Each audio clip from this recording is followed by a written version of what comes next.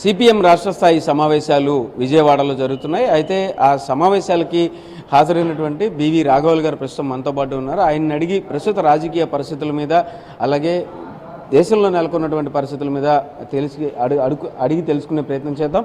Sir, చెప్పండి, ఎట్లా అంటే ఇప్పుడు చూస్తే కనుక దేశంలో ప్రస్తుతం 1 year పాలన పూర్తయింది. దాదాపు 11 సంవత్సరాల కేంద్ర ప్రభుత్వ పాలన, 1 సంవత్సరం పాటు రాష్ట్ర ప్రభుత్వ పాలన కూడా పూర్తయిన పరిస్థితి ఉంది. ఎట్లాంటి కండిషన్స్ మనం చూస్తున్నాం? ఎలా అనిపిస్తుంది? గత ఎన్నికలతో తీసుకుంటే అక్కడ 1 సంవత్సరం పూర్తయింది, ఇక్కడ 1 సంవత్సరం పూర్తయింది. మోడీ గారి పరిపాలన, కేంద్ర ప్రభుత్వంలో బీజేపీ పరిపాలన ఈ సంవత్సరం మొత్తం మీరు పరిశీలన చేస్తే అమెరికా చెప్పు చేతుల్లోకి ఎలా పోవాలి, దాని మాట ఎలా వినాలి, దాని ప్రయోజనాన్ని ఎలా కాపాడాలి అని చెప్పేసి దాని మీదనే ఈ సంవత్సరం అంతా ప్రధానంగా ఉంది. అంటే ఆయన విశ్వగురునని ప్రకటించుకున్నాడు 11 ఏళ్ల పాటు. ఇప్పుడు విశ్వ శిష్యుడిలాగా అయిపోయాడు. ట్రంప్ ఏం చెప్తే అది, ఆయన ఏం చేయమంటే అది. ప్రపంచమంతా ట్రంప్ని అసహించుకున్నట్టే ఇప్పుడు ప్రపంచంలో ప్రధానమైన శిష్యుడిగా మోడీ గారు తయారయ్యారు. అది చాలా మన 140 కోట్లు జనాభా కలిగిన మన దేశానికి చాలా అవమానకరంగా ఉంది. ఇప్పుడు ట్రేడ్ ఒప్పందం చూసుకోండి, ఇండియా పాకిస్తాన్ సంబంధాల్లో ట్రంప్ జోక్యం చేసుకోండి. నిన్న కూడా చెప్తున్నాడు, నేనే చెప్పాను, లేకపోతే వాళ్ళు వినేవాళ్ళు కాదని చెప్పేసి ట్రంప్ గారు చెప్తున్నారు. ఇదంతా చూస్తే ఇంత పెద్ద గొప్ప దేశం, ఇంత జనాభా కలిగిన దేశం, ఒక దేశానికి మనం స్నేహంగా ఉండొచ్చు, చర్చలు చేయొచ్చు, కానీ దాసోహం అయిపోవాల్సినంత అవసరం లేదు. అది ఇప్పుడు జరుగుతుంది. అంటే మోడీ అలాంటి, అంటే మీరు దాసోహం అయిపోయారని ఇట్లా మాట్లాడుతున్నారు, కానీ అలాంటిది ఏం లేదు. అందుకే ట్రంప్ కూడా కొంత భారత్ మీద వ్యతిరేకత వ్యక్తం చేస్తున్న పరిస్థితులు ఉన్నాయని కూడా కొన్ని వినబడుతున్నాయి. అది మరి ఎలా చూడాలి? దీన్ని ఎలా చూడాలి? ట్రంప్కి ప్రపంచం మీద వ్యతిరేకత తప్ప భారతదేశం మీద, ఆ దేశం మీద, ఈ దేశం మీద వ్యతిరేకత లేదు. నాకు ఎవరు లొంగి ఉంటారు, వాళ్ళు స్నేహితులు, నాకు లొంగి ఉండకపోతే స్నేహితులు కాదు అని చెప్పేసి ఆయన నిర్ణయించుకున్నాడు. ఆయన పద్ధతి అది. స్నేహితులుగా ఉండాలా, లేకపోతే స్వతంత్రంగా ఉండాలా, లేకపోతే దాసోహంగా ఉండాలా, అది ఎవరికి వాళ్ళు నిర్ణయించుకోవాలి. చాలా దేశాలు కుదరదు అని చెప్పి, చైనా కుదరదు అని చెప్పేసింది, ఇంకా కొన్ని దేశాలు కూడా కుదరవు చెప్పి, మన ఇద్దరం సయోధ్యగా స్నేహంగా ఉందామంటేనే ఒప్పుకుంటామని చాలామంది చెప్పారు. భారతదేశం కూడా చెప్పచ్చు.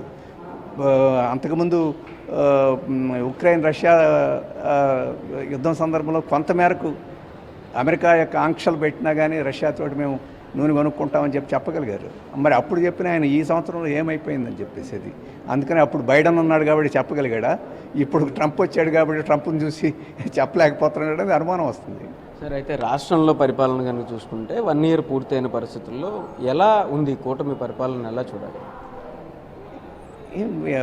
చంద్రబాబు గారు స్టైలు గతంలో నుంచి తెలుసు, ఇప్పుడు అది కొద్దిగా ముదిరిపోయినట్టుంది. అంటే అన్నీ సెన్సేషనల్గా, ఈవెంట్ మేనేజ్మెంట్లుగా చేయడం అని చెప్పేసి ఆయనకు అలవాటు. విజన్లు, అప్పుడొక విజన్, ఇప్పుడొక విజన్ అలాగా. ఇప్పుడు యోగా విజన్ని ప్రదర్శిస్తున్నారు. ఆయన యోగాని ప్రదర్శించుకుంటే ఇబ్బంది లేదు, మన అందరికీ యోగా నేర్పినా ఇబ్బంది లేదు. కానీ యంత్రాంగాన్ని అంతటినీ దాని మీద పెట్టి, కోట్ల రూపాయలు దాని మీద ఖర్చు పెట్టి, మొత్తం పరిపాలన అంతా స్తంభింపజేసి, మొత్తాన్ని విశాఖపట్నంలోకి మళ్లించి అంత చేయాల్సిన అవసరం అంతే ఉంది. అందుకోసం చంద్రబాబు గారిని ఎన్నుకోవాలి, ఆయన పరిపాలన చేయమని ఎన్నుకున్నారు. అది ప్రజలందరూ యోగా మీద ఆసక్తి కలిగి వాడు చేసుకుంటే మనకు అభ్యంతరం లేదు, మనం ఎంకరేజ్ కూడా చేయొచ్చు. అంటే నేను ఒక ఉదాహరణ చెప్తాను. ఇప్పుడు పరిపాలన, సంవత్సర పరిపాలన ఎట్లుంది, ఈవెంట్ మేనేజ్మెంట్ లాగా ఉంది తప్ప ఒక దృష్టితోటి ఈ రాష్ట్రంలో గత ప్రభుత్వం చాలా విధ్వంసం చేసింది, చెల్లాచెదురు చేసింది, దాన్ని బాటనెక్కిస్తాను, గాడినెక్కిస్తానని చెప్పారు. ఆ గాడినేమి ఎక్కించలేదు, గాడినేమి ఎక్కించేదానికి ప్రయత్నం కూడా చేయలేదు. పోలవరం అలాగే ఉంది, అమరావతి అలాగే ఉంది, రోజు మాటలు ఎక్కువ అవుతున్నాయి. ఇప్పుడు మళ్ళీ బనకచర్లు వచ్చింది, ఇవన్నీ వెనక్కిపోయినాయి. అందుకని ఏ రోజుకి ఆ రోజు ఒక పెద్ద ఈవెంట్ని సృష్టించి దాని వైపు దృష్టి పడించాలని చెప్పేసి పత్రం ఉంది. అది వాస్తవంగా మరి చంద్రబాబు గారు ఇంకో 4 ఏళ్ళు ఉన్నాయి, ఇలాగే ఉంటే ఈ ప్రజలు కష్టపడి వాళ్ళేమైనా అభివృద్ధి చేస్తే అయినట్టు తప్ప ప్రభుత్వం యొక్క కృషితోటి, ప్రణాళికతోటి అభివృద్ధి జరుగుద్ది అని చెప్పేసి ఆశ కనపట్టలేదు. సరే, అయితే ఆర్థిక అభివృద్ధి, సంపద సృష్టి, ఈ రెండింటిని కనుక చెప్పిన మాటల్ని, అంటే యాక్చువల్గా చెప్పిన విషయాలన్నీ చూస్తే ఇప్పుడు ఎంతవరకు జరుగుతున్నాయని మనం అనుకోవచ్చు?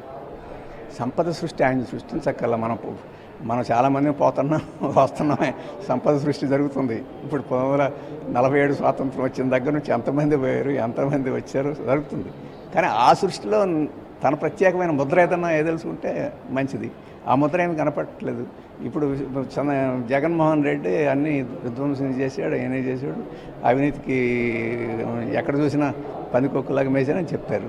ఇప్పుడు దానికి ఒక ఉదాహరణగా విశాఖపట్నం ఋషికొండ మీద కట్టిన భవంతి చూశారు. ఆ భవంతి అలాగే ఉంది, దాని గురించి ఏం చేయలేదు. దాని ప్రయోజనోపయోగంగా తీర్చిదిద్దేదానికి ఇప్పుడు ఒక ప్రణాళిక లేదు.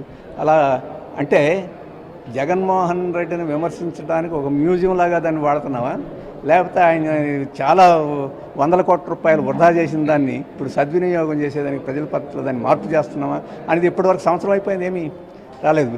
టూరిస్ట్ విజిట్లు మాత్రం జరుగుతున్నాయి, కెమెరాలకి వేస్తున్నాయి తప్ప. అంటే నేను ఒక ఉదాహరణ చెప్పాను. ఇటువంటి పద్ధతిలోనే ఈ సంవత్సరం అంతా గడిచిపోయింది. ఇంకో 2 ఏళ్ళు గడిస్తే మళ్ళీ ఎన్నికలు వస్తాయి. ఈ మధ్యలో ఎవరు రాజులో ఎవరు కాదో కూడా తెలియని పరిస్థితి ఉంది. అటువంటి పద్ధతి గతంలో జరిగింది. మొదటి 5 సంవత్సరాలు అలా వృధా చేశారు. ప్రజలు ఇచ్చిన అవకాశాన్ని వృధా చేయడం ద్వారానే జగన్కి అవకాశం ఇచ్చారు. మళ్ళీ ఇప్పుడు ఈ 5 సంవత్సరాలు వృధా చేస్తే మళ్ళీ ఇంకోటికి అవకాశం ఇవ్వడం, ఈయనకి అవకాశం దక్కదు. ఎందుకంటే 30 ఏళ్ళు 40 ఏళ్ళు ప్లాన్ అంటున్నారు. 5 ఏళ్ళు ప్లాన్ సక్రమంగా చేయండి, అప్పుడు ఏదైనా ఒక అవకాశం ప్రజలు ఇస్తారు. ఈ 5 ఏళ్ళు ప్రజలు సక్రమంగా చెబితే ప్రజలు అవకాశం కూడా ఇవ్వరు. మన అనుభవం కూడా అదే, నేను చెప్పేది అదే. మహిళలకు ఉచిత బస్సు అనేది తీసుకొస్తాము అని చెప్పేసి మిగతా రాష్ట్రాలతో సమానంగా ఇప్పుడు మహిళలకు ఉచిత బస్సు అనేసి చెప్తున్నారు. ఆగస్టు 15కి ప్రారంభిస్తాము అని చెప్తున్నారు. ఎలా చూడాలి? మా అభిప్రాయం ఏంటంటే మహిళలకి ఉచిత బస్సు ఇవ్వడంలో ప్రభుత్వానికి ఖజానాకి కొంత ఖర్చు అవుతుంది. కానీ మా ఉద్దేశంలో అటువంటిది ఇచ్చిన దానివలన ప్రభుత్వానికి, ప్రజలకి, అలాగే ఆర్థిక వ్యవస్థకి చాలా పెద్ద మేలు కూడా జరుగుద్ది. ఈ రెంట్ని ఎందుకంటే కొంతమంది ప్రభుత్వంలో ఉండే వాళ్ళు ఏం చెప్తున్నారంటే దీనివల్ల ఇబ్బందులు వస్తాయి, ఖర్చు ఎక్కువ అవుతుంది, వృధా ఎక్కువ అయిపోద్ది అని చెప్పి చెప్తున్నారు. వాటన్నిటిలో కొంత వాస్తవం ఉండొచ్చు. కానీ వాటికన్నా ఎక్కువ లాభం జరుగుతుంది ఆర్థిక వ్యవస్థకి, వీటన్నిటికీ. ఇళ్లలో వేయబడే మహిళలు రోడ్డు మీదకి వస్తారు, 4 విషయాలు నేర్చుకుంటారు. అలాగే పనిలోకి పోవాలని చెప్పేసి దానికి అవకాశం వస్తుంది. పురుషుల మీద ఆధారపడి ఛార్జీలకు కూడా అవ్వుకోవాల్సిన పరిస్థితి వస్తుంది. ఒక రకమైన ఒక మంచి పని దాంట్లో ఉన్నది. అన్ని చోట్ల అమలు జరిగిన చోటల్లా అటువంటిది ఉంది. అలాగే ఈ మధ్య మోడీ గారు కూడా చెప్పాల్సిన పరిస్థితి వచ్చింది. ఆడవాళ్ళు ఎక్కువ పనిలోకి వస్తేనే ఈ దేశం ముందుకు పోద్ది, లేకపోతే ముందుకు పోదు అని చెప్పేసి. అది వాస్తవం కూడా. ఇప్పుడు కొత్తగా ఆయన అంగీకరించాడు. కానీ ప్రపంచంలో అన్ని దేశాలు ఆడవాళ్ళు బజార్లో కంటే మన అర్థంలో తప్పుడు అర్థం కాదు, వాళ్ళు ఆర్థిక వ్యవస్థలోకి కార్యాచరణలోకి వస్తేనే ప్రపంచ దేశాలు అన్నీ అభివృద్ధి అయినాయి. మనం వెనకబడిపోవడానికి ప్రధానమైన కారణం ఇది. ఇప్పుడు 71% చైనాలో ఆడవాళ్ళు పనిలో ఉంటారు. మన దేశంలో 24% ఉన్నారు. మరి చైనాని మీట్ అవుతాం అని చెప్పంటే అది ఊరక అంబక్కు ఉంది. దానికి ఇది కొంత తోడ్పడుతుంది. అందుకని మేము ఈ బస్సు సౌకర్యాన్ని ప్రతిదీ ఉచితంగా ఇవ్వాలని ఇవ్వడం కాదు మేము, కానీ ఇది మాత్రం మహిళల్ని వాళ్ళ యొక్క ఎంపవర్మెంట్కి తోడ్పడుద్ది అని చెప్పేసి మేము అనుకున్నాం. అయితే ఈయనకి చాలా ఆలస్యం చేశాడు. అందరూ ఎన్నికలు అయిన తర్వాత మొదటి వాగ్దానాన్ని అమలు జరిపింది ఇది. ఈయనకి సంవత్సరం అయింది, ఇంకా ఆగస్టు 15 అని చెప్పేసి అన్నారు, ఆలస్యంగా అమలు జరుపుతున్నాడు. సార్, అయితే చాలామంది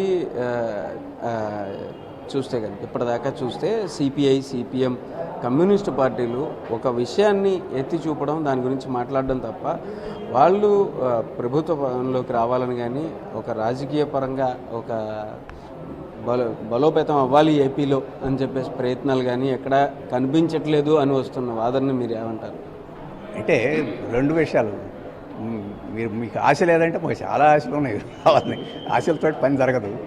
ఇక్కడ అనేక చారిత్రక కారణాల వల్ల కమ్యూనిస్ట్ పార్టీలు బలహీనపడ్డాయి. కమ్యూనిస్ట్ పార్టీలు నిర్వహించాల్సిన పాత్రను కొన్ని ప్రతిపక్ష పార్టీలు, కాంగ్రెస్కు వ్యతిరేకంగా ఎన్టీ రామారావు గారు వచ్చిందాకా ప్రధానమైన పాత్ర, ఇతరులు కొంతమంది ఉన్న కమ్యూనిస్టులు నిర్వహించారు.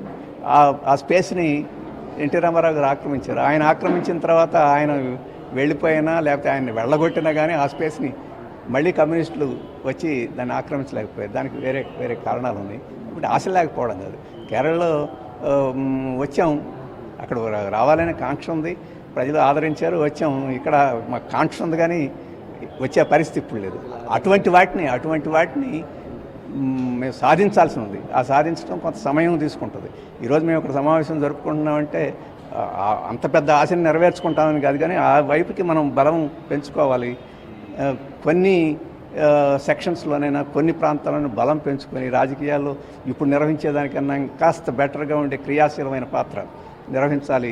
ఇప్పుడు మా యొక్క గొంతుకి విలువే, మేము చెప్పే విషయానికి విలువ, మా యొక్క శక్తికి ఇంకా శక్తి తక్కువ కాబట్టి దానికి అది కూడా సాధించుకోవాలని ప్రయత్నం చేస్తున్నాం. అది పరిస్థితి. ఖచ్చితంగా అయితే మహిళలకి ఉచిత బస్సు ఇవ్వడాన్ని మేము స్వాగతిస్తున్నాం. అలాగే ఏదైతే ఈ నిలబడాలి రాజకీయంగా అనే విషయంలో కూడా మేము ప్రయత్నాలు అయితే చేస్తున్నామో ఖచ్చితంగా బలోపేతం అవడానికి మా ప్రయత్నాలు జరుపుతూనే ఉన్నాము అని చెప్పేసి బివి రాఘవులు చెప్తున్నారు. కెమెరా పర్సన్ మురళితో రామ్, ఎన్టీవీ, విజయవాడ నుంచి.